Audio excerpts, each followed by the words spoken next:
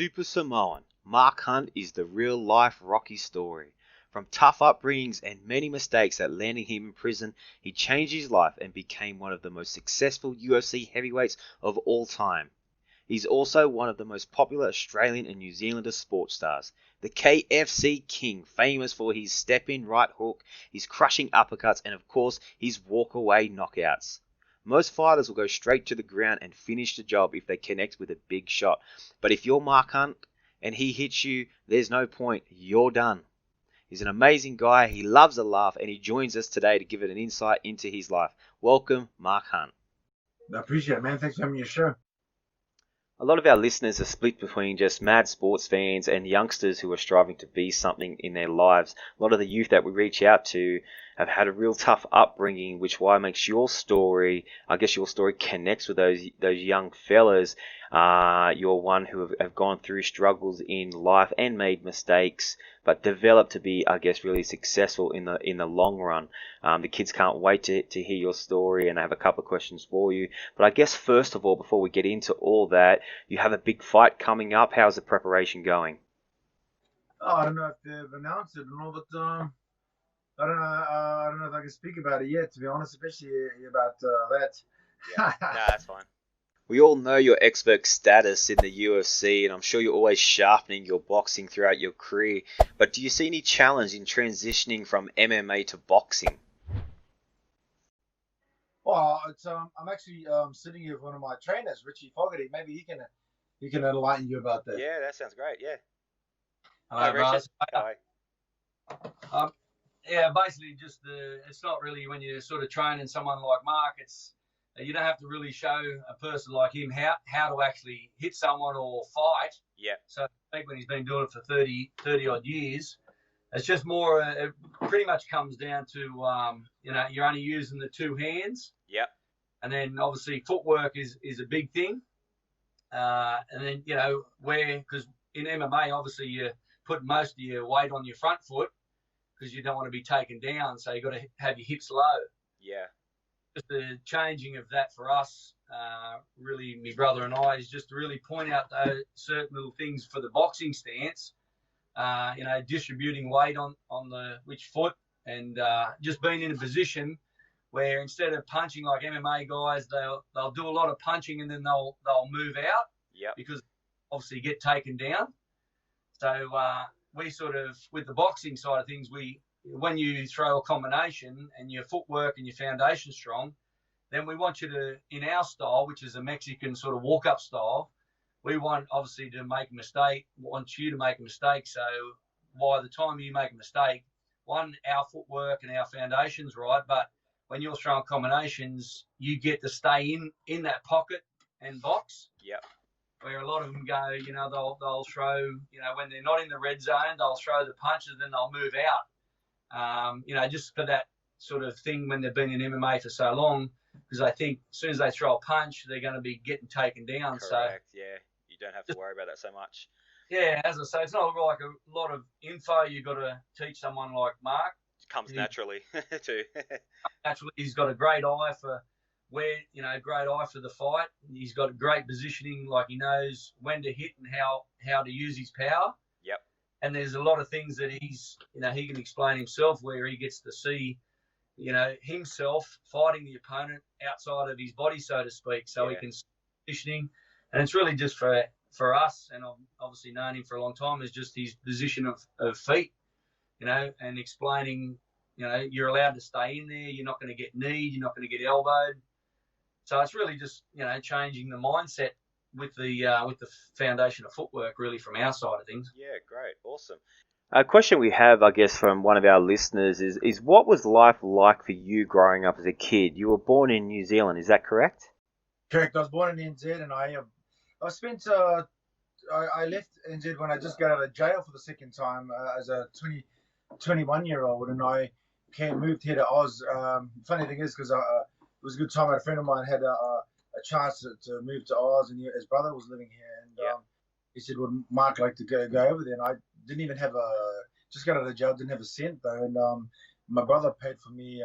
My older brother John, who killed himself, paid for me for our airfares. I came here, I had like $10, and I think he left $10. And I spent, I've been here 25 years. I'm 46, but growing up in NZ was kind of harsh, and I had pretty shitty cards that I was dealt by Yeah. whoever, God or my parents or whatever it is. I just don't, I don't blame them for what they didn't probably know anyway. So Yeah, correct. I do, I do my counselling nowadays, and I do go and I've killed my mother already in counselling. I'm just trying to get to the point where I killed my dad, and Yeah. and that shit was, it was he gave me a lot of issues that I didn't realize I had as an adult now. Even as an adult.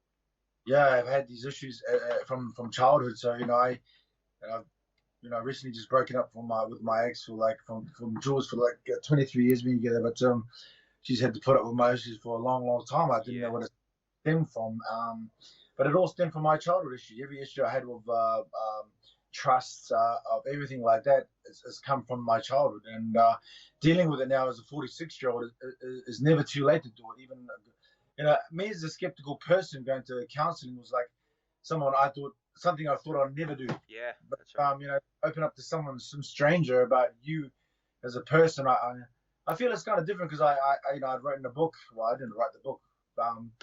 Ben wrote the book, Yeah. but I think having a book out there makes it a lot easier for people to relate to you and yourself as some of the way you are, to be honest. And I think there's a lot of people out there. Yeah, correct. That do have bad circumstances, whatever the cards they've dealt with, and to deal with it. Reading my book has helped them a lot, to be honest.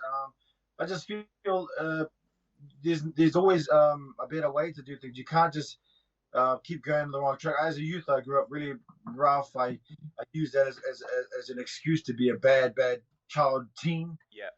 Up in jail a couple of times. I was forever assaulting different people. I'm lucky I didn't not in jail for life, to be honest, at the end of the day.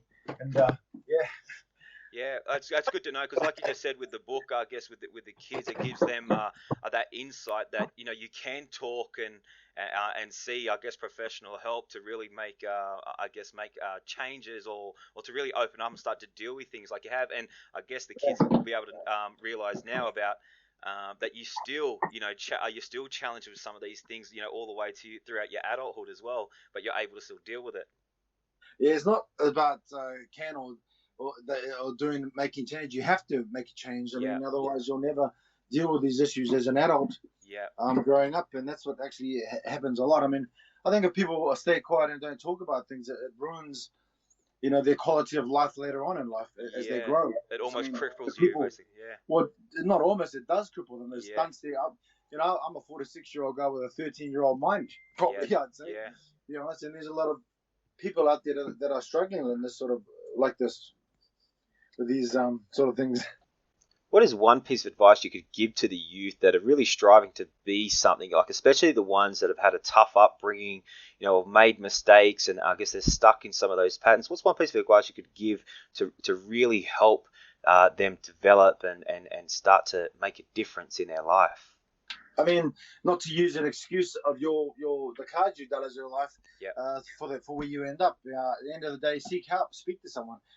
Speak to anybody about it, just to talk about things, because like I said, when you cross that line into the other side and you end up getting caught in trouble for 30 years, you can't use that excuse where you're sitting there saying, "I've had a shitty up here, all these bad things happen to me," because that's just not right. That's right. Well, this is part of the reason why. Yeah, go. Yeah. Yeah, I mean, that's just not right.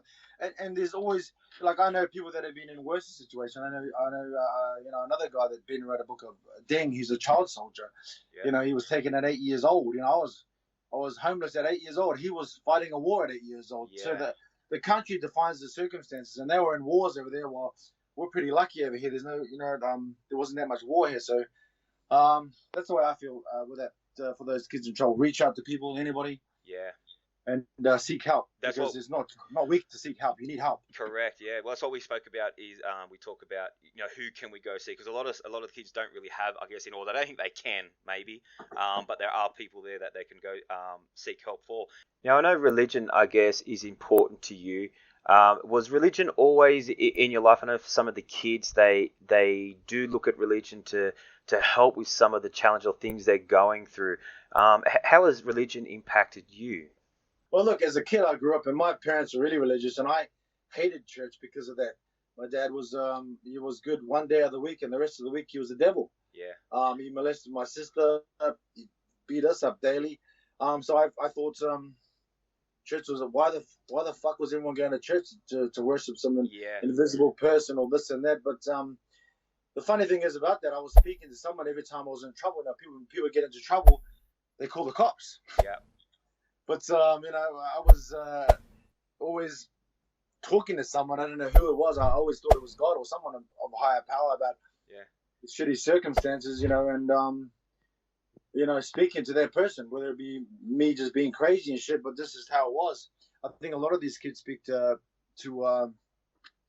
whether it be God or someone else. Yeah.